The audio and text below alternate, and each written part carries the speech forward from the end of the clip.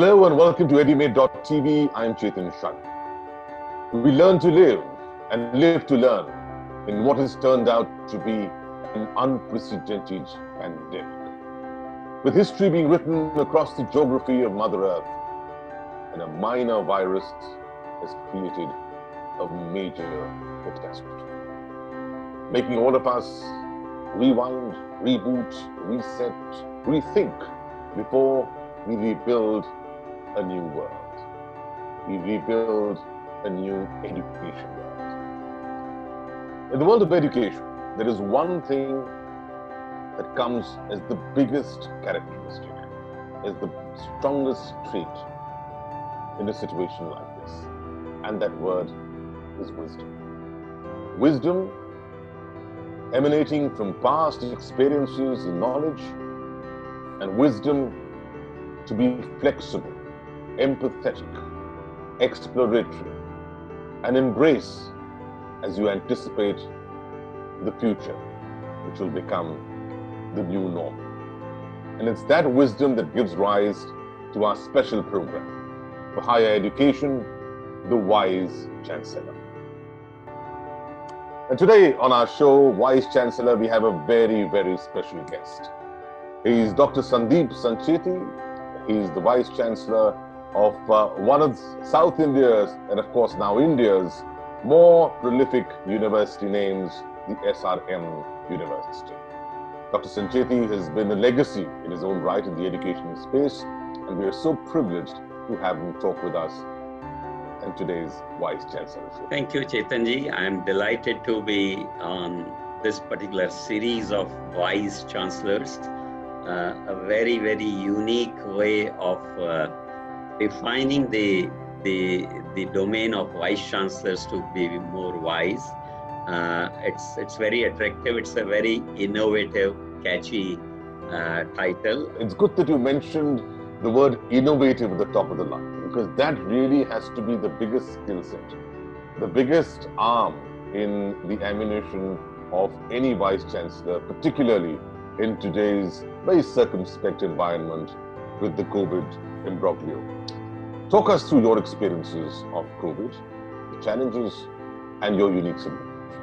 Of course, the COVID has been one of the biggest challenges in each one's of our life. When you are handling a situation where you're dealing with a large set of population, the young, intelligent aspirants, and with different expectations, satisfying their quest for whatever they want is a big challenge. So right from the day one, the moment its occurrence happened, prime focus for persons like me would be innovative, be different, and make sure that whatever we do comes close to the best in this situation. I still remember on 16th of March, in a very big way, we talked about the online education delivery right on that day. After that, we made sure that every point where we have to decide something critical, either we are able to take feedback of this, or are we fully following the government guidelines or the local requirements which are there. And therefore, we have not faced a single challenge under COVID. Though we have a hospital which is around 1,050 to 1,100 beds in the campus itself, and all our medical staff, doctors, nurses, PG, interns, and various other support staff are part for that. But we have maintained that all the discipline, all the requirements are taken care of. And as a result, the university has been able to handle all the 55,000 students well in time, appropriately. Most of the results are declared, but for the area examinations, which are back examinations, sometimes we are not. That is being sorted out now, because the first priority was the regular examinations. Fortunately, all our final year students have graduated. They are able to join the organizations they want to, or go for higher studies wherever they want to, and they are very happy and satisfied with us. One of the biggest initiative which has been recently, just few days back, approved by the ICMR as a Government of India's first major drive for the Corona vaccine. SRM hospital has been, college has been identified as a partner for the trials of the new vaccine, which is being developed by India.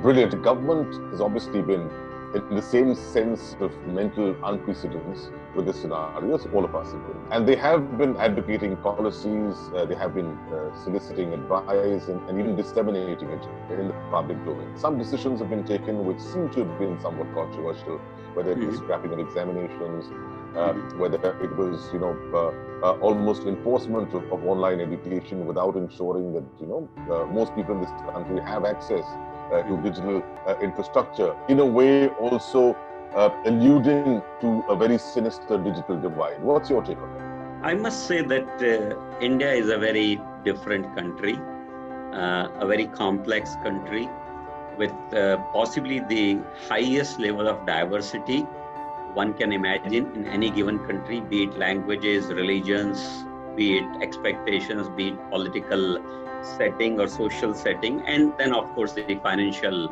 well-beingness, various things, whatever those 10 key indicators if you'll take, to satisfy anyone with one single order would be very, very difficult. And particularly education being a subject which is both dealt by the center and the state, it's in the common list.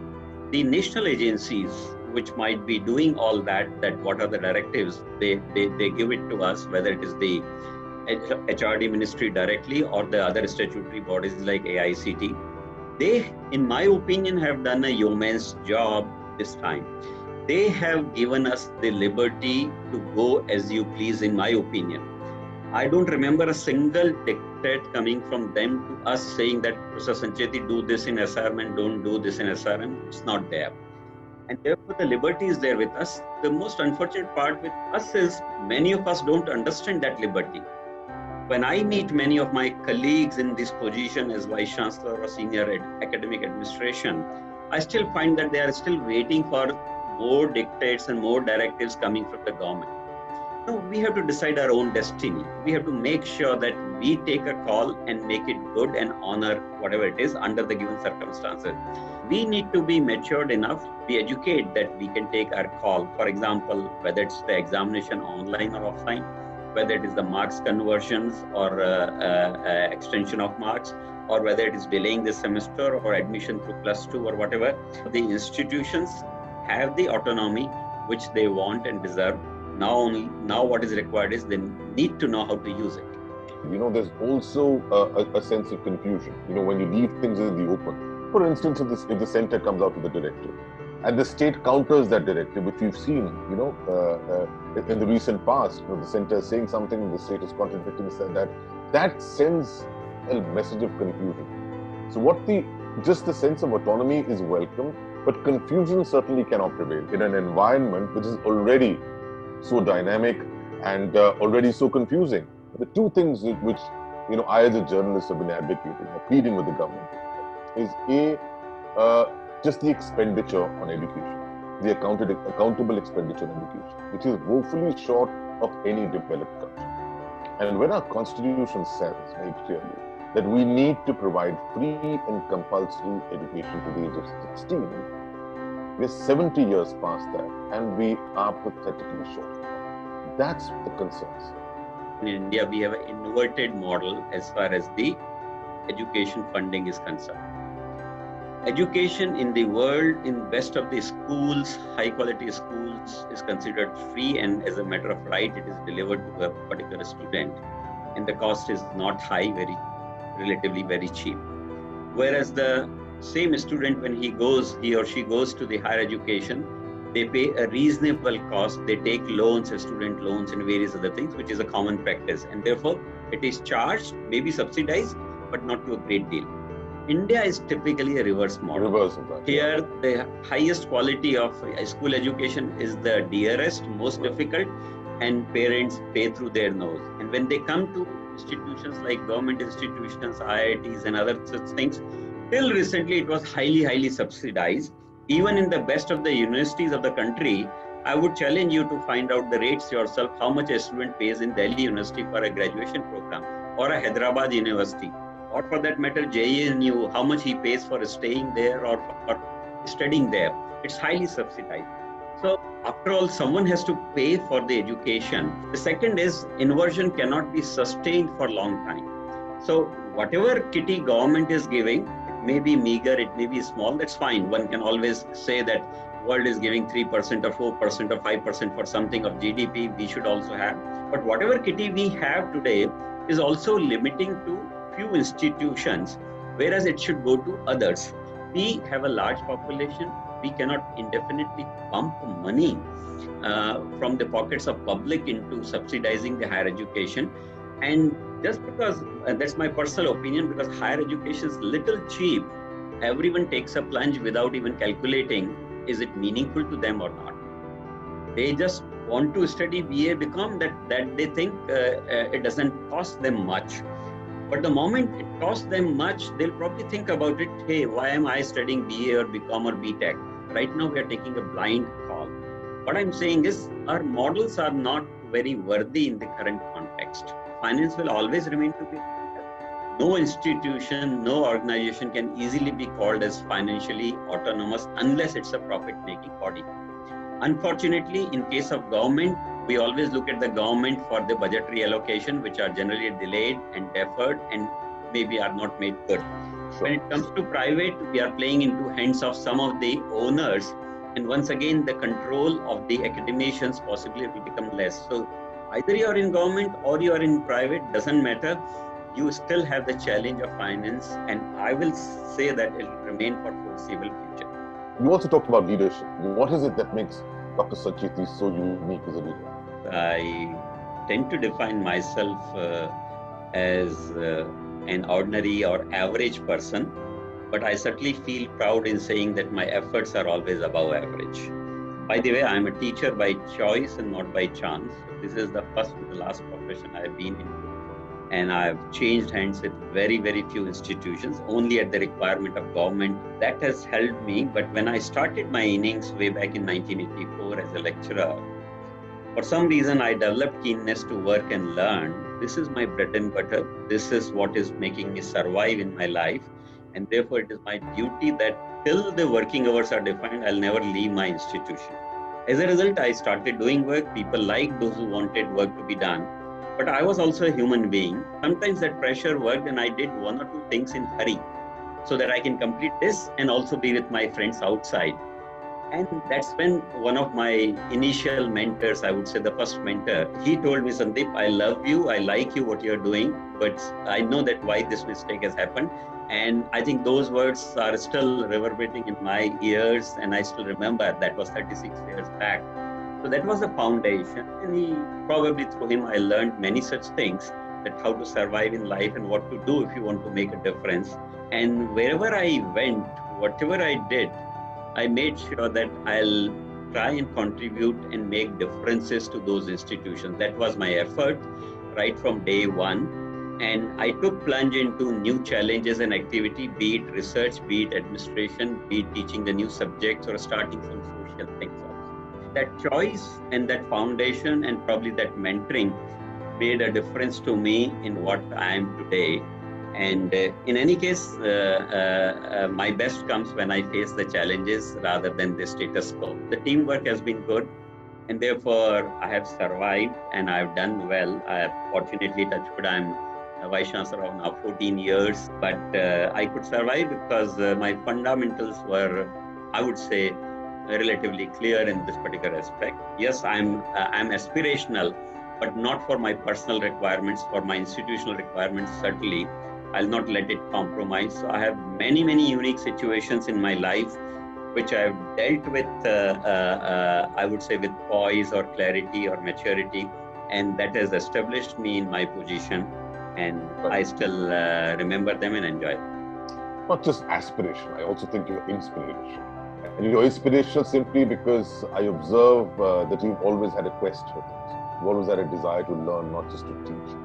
And you've always had a need to keep enhancing your satisfaction.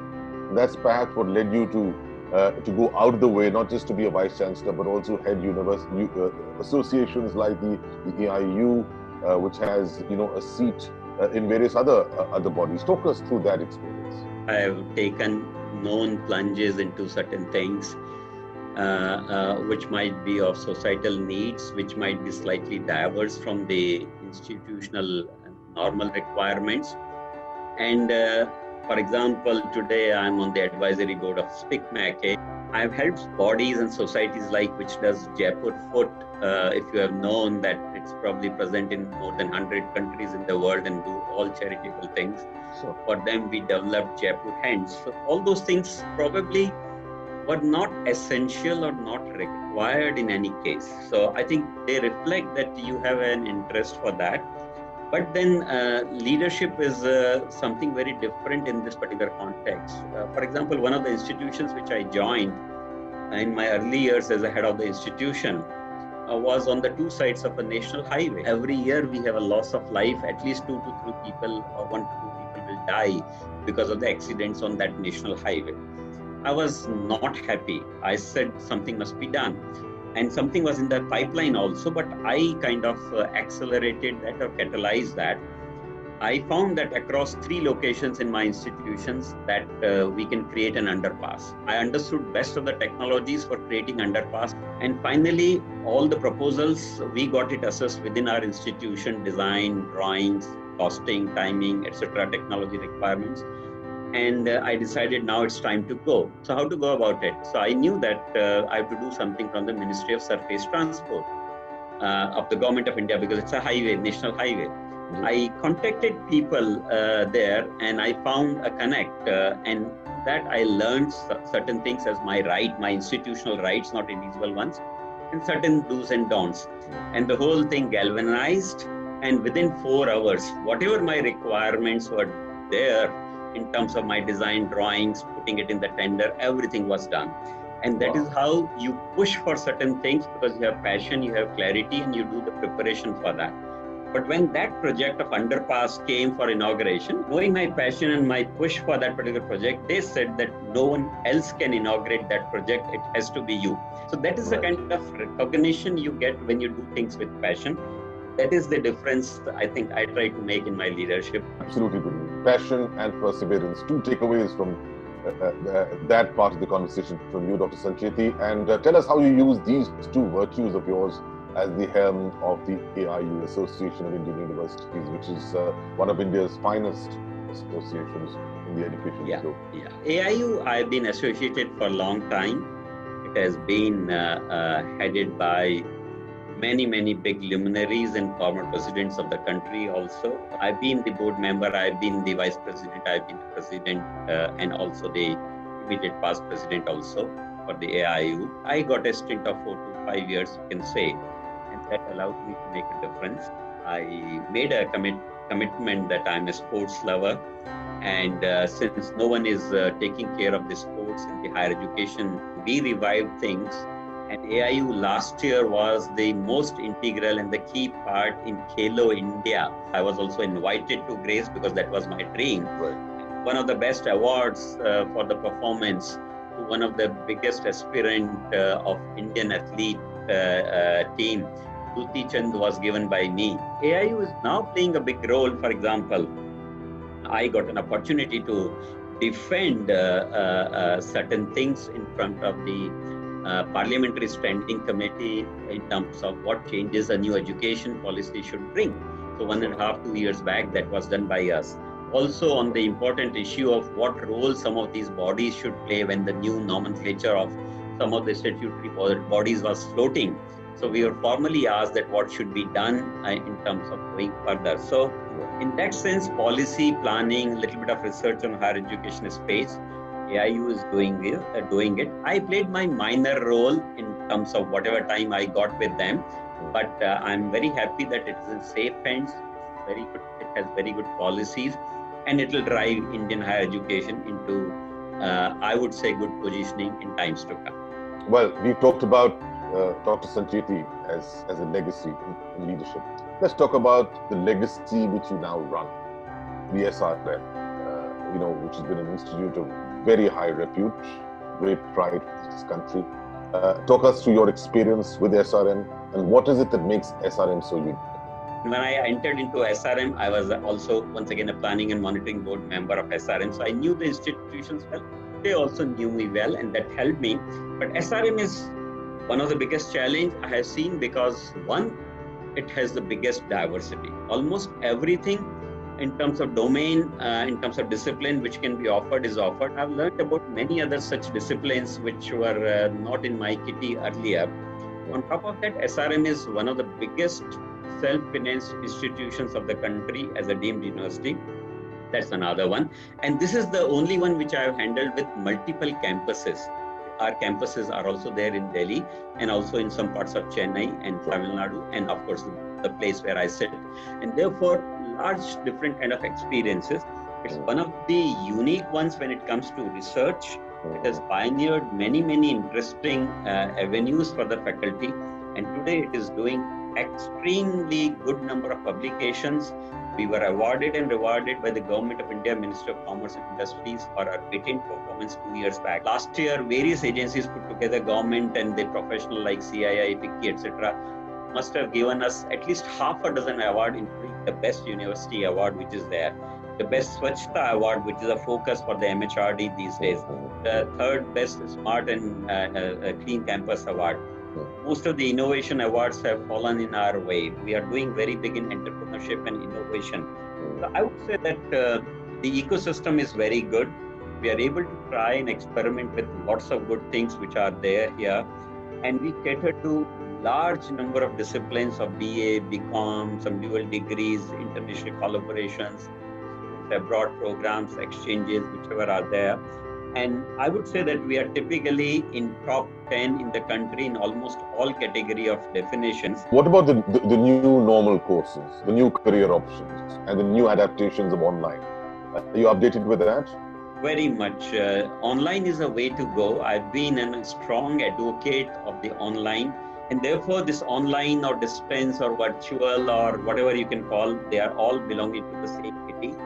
And I call them flexible education from my side because they all deliver flexibility to a learner, and because the learner goes up to 65. So this flexible education is going to the future of the world. After 25 years of my graduation, let's say I graduated at 25, if I want to acquire new knowledge, I will not be able to sit in a class because I'll have to earn my bread and butter. I'll have to continue with the job. My companies will not like to use me if they like me. Therefore, I'll have to learn online. So online is what one should prepare. SRM is already big into that. Almost from day one, we have delivered everything online. We discussed in our very first meeting. We are not only in the classroom delivery. I must say that within first 10 days of our working under the COVID functioning, maybe the first week of April, we bought 10,000 licenses of a particular software to deliver our entire library remotely to our students at their homes if they so wish. So you can imagine our attention to that kind of a detail and our interest and our investment. We must be one of the highest in the country in terms of buying such licenses for delivering the classes online. And not only that, now we have started working in a big way in the virtual laboratory space also. Lab work sometimes suffer. Not all labs can be converted into online, but many in engineering and some disciplines can be converted. So we are working on that. Fortunately, we had an internal system called CARE, Center for Applied Research in Education, which was doing a lot of in-house such things for people's training into analytics and job-related training or communication skills or whatever. And we had also our own platforms in-house for testing and examinations of such things online. So at no point we are found wanting as far as the online thing is concerned. Yes, we have developed the tools in-house, dashboards, in terms of detailing of all such things, in terms of taking the feedback and analyzing, which are to be seen to be believed. I may be in policy planning, deciding, but in terms of execution, those people count a lot.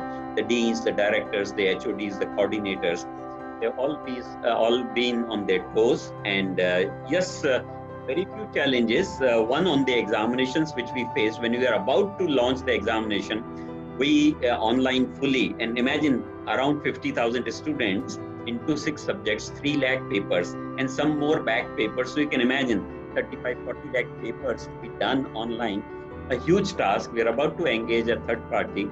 But then we learned that our sister organizations of similar size and nature or whatever, they were facing a lot of heat.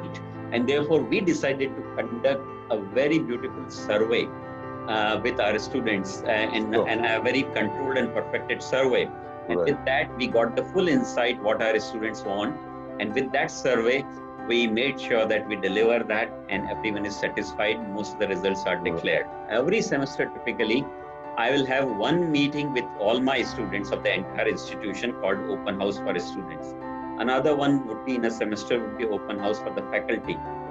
Come and discuss anything but for your individual problems. You cannot come and say, why am I not promoted or one increment is not given. Any policy matter will be brought to my attention and we'll deal with it and we'll talk about it. And these practices always allowed a good connect between us and our stakeholders. We never had any challenge. And the last point in this context I would like to make to you is, in my life as a Vice Chancellor in 14 years now, roughly 15 years, I never had a single day breakdown of my operations anyway. Everything that's happening as the crisis unfolds with its unprecedented is impacting the entire ecosphere. Students, parents, teachers, vice principals, and the government at large. In an environment like that, I'd like to draw from your experience and knowledge to give a sense of advice to each of these role players. It's 5 P's, you can say, which I use in my functioning, and that is the proper planning preempts poor performance. If in your planning you can embed the extremities of the cases which this planning has to deal with, I'm sure your planning would be successful. If the last of the student who might face a challenge is covered in this plan, I think your plan is successful because it will not create more work for you, it will create more happiness. My role as a leader, whether I'm dealing with my seniors or whether I'm dealing with my juniors, I've always maintained this position that I'll speak my mind. And I tell them that I'm doing it purposely to make sure that your decision is robust. So when I do that, I'll also promote people who differ from me. In most cases, my team has now understood that I'll be a team player with them as long as they are putting thinking hat, as long as they are coming with constructive and good ideas. If you have the challenge where you don't have an idea and you cannot resolve this situation, you can very well come to me. That is the kind of advice I'll give, that speak your mind. Make sure that you are doing it for the institution, no personal angle, no liking, disliking of an individual whom you want to promote. So if you play right with a straight bat, I'm sure the chances of getting out will be less. I leave my office problems in the office and go back next day and solve them, and the same thing with the home also. But I certainly make sure that my table remains clean with my work which is due. Today's work will be done today only. I let important things happen, but I don't let emergencies come into my work, generally speaking. Absolutely wonderful. I'll add 3 P's to your list of 5 P's, which are required in this environment. You've got to be pragmatic, you've got to be positive, and you've got to be progressive. And if you do that, then you'll always be in a state of preparedness, and you will not fail. And even if failure comes your way, that will be a sense of learning. Thank you for donning this show. I was immediately impressed once I was connected with EduMate, with whatever efforts you are doing. The way you conducted your webinars and other events, which I followed and I had seen online. And of course, I had also had an opportunity to participate. This particular event, which we are doing right now as Vice Chancellor, is, I think, an unbelievable thought.